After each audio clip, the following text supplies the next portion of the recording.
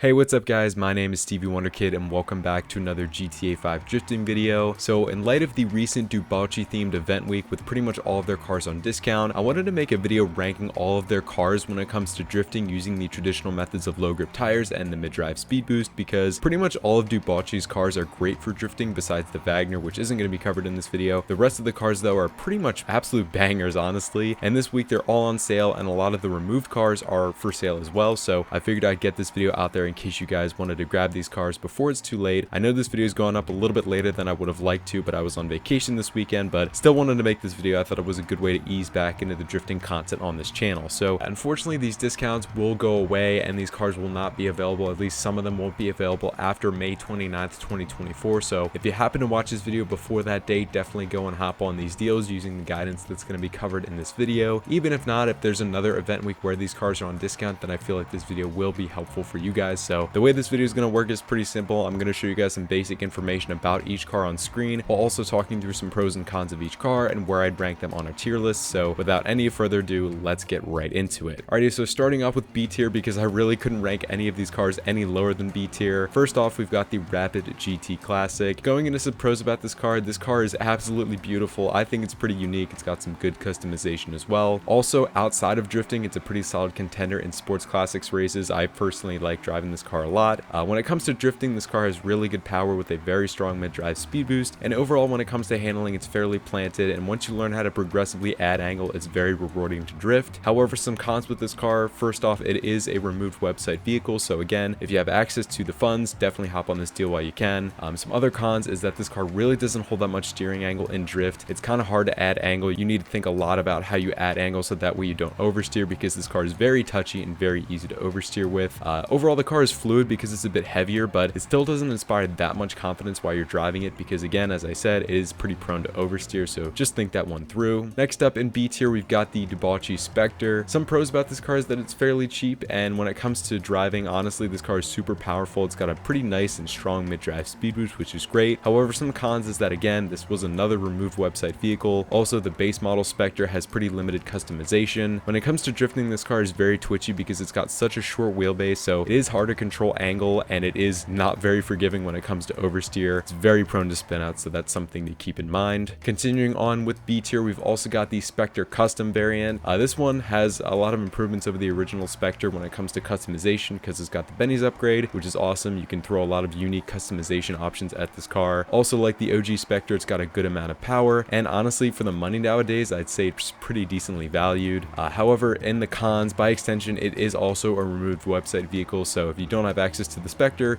you obviously can't upgrade it in Benny's. When it comes to handling, it handles basically the exact same as the original Spectre, so it is fairly unpredictable. It does have a little bit more grip, I think, than the Spectre, but this really isn't enough to improve the twitchiness and kind of lack of confidence when you're driving this thing, so that's something to definitely keep in mind if you want to give this thing a go. I'd say this thing is more for more skilled drifters who want kind of a bit more of a challenge. So moving on to A tier, first off, you've got the Dewbauchee Champion. I actually hadn't driven this car before, and it was honestly quite a surprise when I drove it. This car is incredibly fast and powerful. It's got a really strong mid-drive speed boost. Obviously, it's a supercar, so it's going to be pretty fast. It also holds decent angle. It's not the best, but it's better than some of the other previous Dewbauchee cars that we've covered on this list. As for some cons, honestly, when it comes to economics, this thing makes absolutely no sense. It's not a very competitive supercar at all, and if you're buying it just for drifting, honestly, that's a huge flex for most people. I'd say spending about $3 million on this car, I'd say, is not worth it, so just keep that in mind if you're kind of trying to ball on a budget. And also, when it comes to drifting itself, the Champion, also like a lot of the other cars that we're going to cover on this list, it's fairly twitchy when it comes to handling, very prone to oversteer, doesn't hold a ton of angle. Again, it is pretty balanced. If you have a lot of skill, you can definitely drive around that, but for introductory players who don't have a lot of experience drifting, it can be not very forgiving, so just keep that in mind, as well as the cost. Next up, we've got the Exemplar. A lot of pros with this car, actually. This is a really underrated car and shares a lot of handling characteristics with the more popular Rapid GT. It's basically like a four-door Rapid GT, which is really cool. It's got a pretty consistent mid-drive speed boost with a decent amount of power. It's got responsive handling. It's fairly easy to toss around while staying smooth because it's got a longer wheelbase, and again, it also holds decent angle during drift, and it's pretty confidence inspiring when it comes to initiating and things like that. When it comes to some cons, this car again is another removed website vehicle. It's also got absolutely no customization, which kind of sucks. And also, when it comes to power, it does lack power. It's got enough power to be able to drift, but it does lack a bit more power that you would want want for a pretty solid hooked up drift car, and it also can be pretty grippy, so you really do have to force this car to stay in a drift. You really have to work it by applying a lot of angle and also being really consistent with that mid-drive speed boost. Next up, we've got the Dewbauchee JB700 or the JB700W. These cars are pretty much the exact same thing in terms of handling, but the suspension on the JB700W can actually be lowered a lot more than the original variant, which does slightly improve handling, but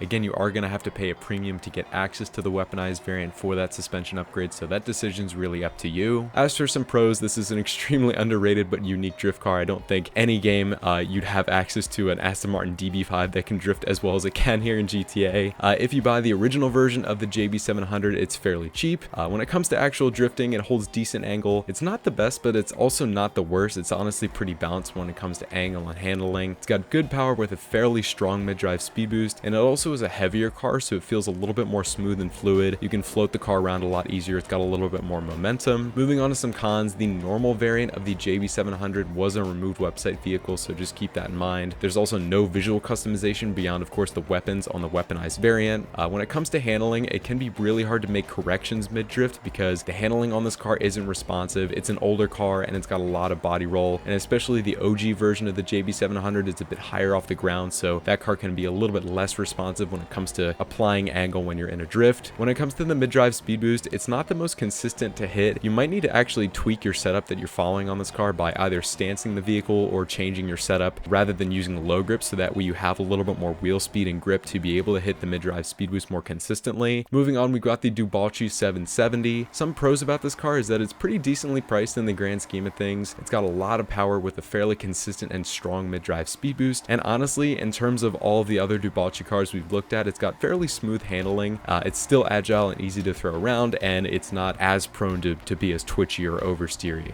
Some cons with this car is that it is a removed website vehicle, so again, if you've got access to the money, buy this thing because I think it's definitely worth it. Also, again, as I mentioned before, it's got slightly smoother handling, but as we've seen with a lot of these Dewbauchee coupes, it's still pretty inherently twitchy and will require some corrections to stay smooth, but I think the 770 is a little bit better at it, again, than some of the other cars that we've talked about. In addition to that, it does lack a little bit of steering angle with more of a tendency to oversteer, but honestly, I think it's fairly manageable. And again, if you have the access to the money, then definitely hop on this deal. Moving into the S tier, finally, we've got the absolute GOAT here, the Dewbauchee Rapid GT or the Rapid GT Cabrio. Both of these cars handle the exact same, so honestly, just pick whichever one you like better. If you're more of a vert guy, then pick up the Cabrio variant. But moving into the pros, this car is super cheap. I mean, it's between $100,000 and $200,000, especially after the upgrades too, so really getting your bang for buck with this car. It's got lots of power, but it's very controllable. It's got a consistent and strong mid-drive speed boost, so it's really easy to throw around. It's got agile handling, it holds a lot of angle, and still can stay fairly smooth in drift. As for some cons, obviously, as we've seen many times on this list, this is a removed website vehicle. It also does lack customization. This is kind of a nitpicky thing because some of these cars really don't have that much customization. It was honestly hard to find many cons about the Rapid GT, so it does lack customization, which could be important for some of you guys. Also, the Rapid GT is also a slightly lighter car, so it can have more of a tendency to grip up. Honestly, you can definitely drive around this pretty easily, but that's another thing to consider if you're going to buy this thing and try to drift with it. Next up, for the S tier cars, we've got the Masacro or the Masacro race car. In my opinion, both of these cars handle mostly the same. If anything, the race car version feels a little bit more grippy, but not a huge difference between the two. Moving into the pros, you guys know that I love this car. It's got a decent price, it's not too expensive, it's very consistent and easy to drive with a strong mid-drive speed boost. It's got agile handling and it holds a lot of angle and still stays very smooth. You can pretty much throw it at anything and this car will handle it absolutely fine. As for some cons, this was again a removed website vehicle. It does also lack customization, just another nitpicky thing because I couldn't find that many cons about this car. Also, it does feel inherently pretty grippy like the Rapid GT that we explained before, but I think the Masacro is a little bit more twitchy and less forgiving in the event of oversteer, so it does require a little bit more skill to drive, but honestly not too much more, and you can drive it and honestly have a lot of fun with it fairly easily. So that is going to conclude my tier list of all the Dewbauchee drift cars that are going to be on sale and available this week. So I'm trying to get this video out as soon as I possibly can, so hopefully this goes on to help some of you guys. I'm going to leave it there, but definitely let me know if you want to see more tier list style videos in the future because I really enjoyed making this one. So yeah, definitely let me know your thoughts. But anyways, I'm going to leave it there again. Thank you guys so much for watching, and I will see you guys in the next video.